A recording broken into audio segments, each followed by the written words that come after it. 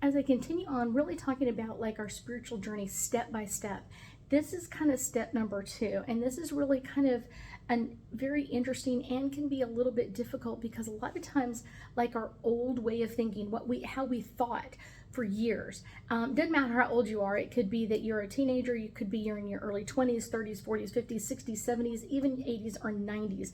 And the way you've been thinking in your world just doesn't make sense anymore.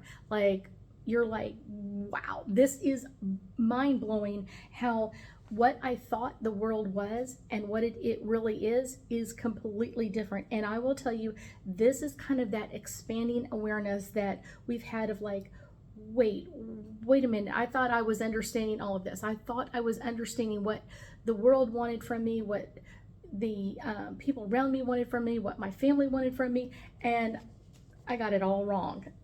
Yeah, usually that's what happens at some point, is that people have this kind of like mindset of like blinders of this is how the world works, this is what it goes on, this is how it goes, all of those things. And it starts to fall apart on your spiritual journey of just going like, wait a minute, like what happened? This doesn't make any sense anymore. And I will tell you, this is kind of one of those like, kind of, for me, for myself, it was kind of one of those, dark nights of the soul of like, just like, what am I doing? And why have I been thinking this way for so long?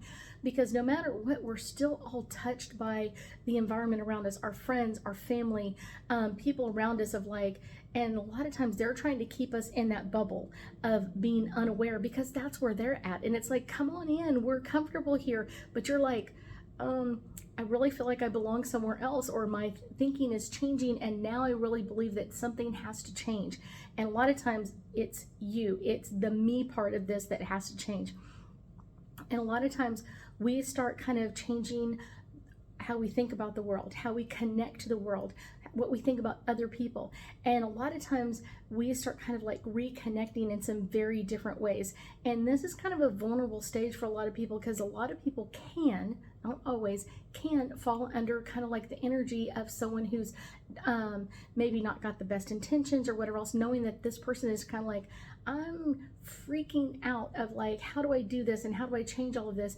And they're going like, here, come here, I can help you. And they're usually not the good energy. And a lot of times your inner body is going like, this isn't the right person, this isn't the right way to do this isn't the right time to change all of this. Yet at the same time, you're still having that energy of like, I need to change. Maybe that's the old way of thinking that's that's pulling me off course. Maybe it's the old way of thinking that's pulling me out of what I want to do now and kind of pulling me back in where I want to change and I want to be different. What's really important about this part is that you keep following your heart. And I will guarantee you that there are going to be some questions that are called in on you that you're kind of like, where do I go with this? Finding that next right step for you is where you got to go. This is the right step for you. Not everybody has the same steps in the same way or the same pulls in the same areas, but I guarantee you, keep following things that feel good, things that feel right. And if it starts to feel wrong, if it starts to feel icky or weird at some point, that's when you know, like, I've gone down the wrong path. I need to rethink this and take a step back. And kind of finding your own philosophy, your own way of doing things. And this can also be kind of like really coming into like changing how you've done things in the past. Like, we've always done it this way, let's change. And we've always done it that way, so let's change.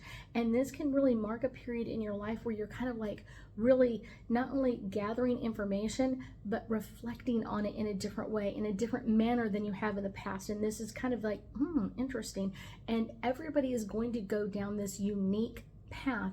It's going to be kind of teaching you from your life lessons that you've had in your life how to keep moving forward.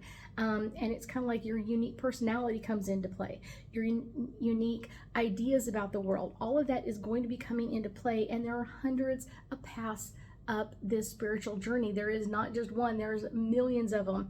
And I will tell you, that's kind of the fun part. The only person that I say is going down the wrong path is if you're in the same place today than you are in a month. That's when you know, like, hey, something's not quite right about this.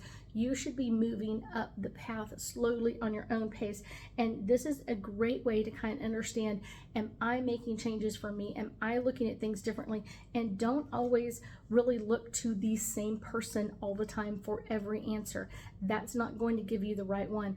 You're going to be finding different mentors or masters or books to read or things to read on in the internet or online or whatever else.